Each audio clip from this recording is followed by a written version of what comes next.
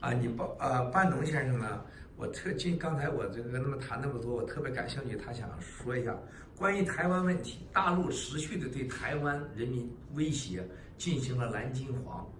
如果真的台湾遭受了更多共产党的威胁，美国会做什么？会不会保护台湾？他们会派兵，或者还有各种可能手段去支持和保护台湾人民吗？Mr. Bannon, we appreciate our discussion. I would like to ask you a question on Taiwan. As you know, the CCP has been doing a lot of threats to the Taiwanese people. And if there is a further threat to the Taiwanese people, do you think the U.S. will send armies to protect the Taiwanese? I think you're seeing, look, as a young man, I was in the Pacific Fleet as a naval officer. And I pulled into Taiwan many, many, many times, right? With my destroyer, with our carrier battle group, with all that. And back in those days, we had a very upfront military and strategic relationship with Taiwan. There's a deep love for the Taiwanese people by people in the United States that have always looked at it as, that's where many freedom-loving people in China left for, right, back in the 1940s and the 1950s. I think Taiwan has tremendous support among the American people.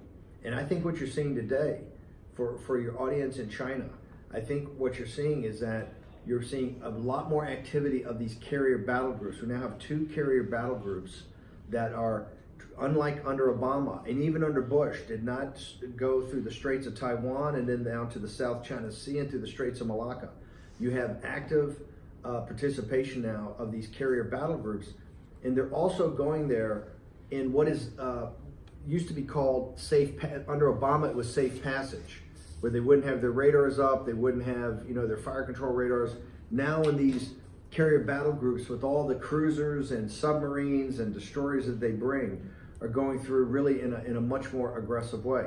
That is not aggression against the Chinese people, right? What it's telling is the CCP, right, which is kind of this gangster mob that enslaves the Chinese people and is trying to enslave the people, the free people of Hong Kong and Taiwan.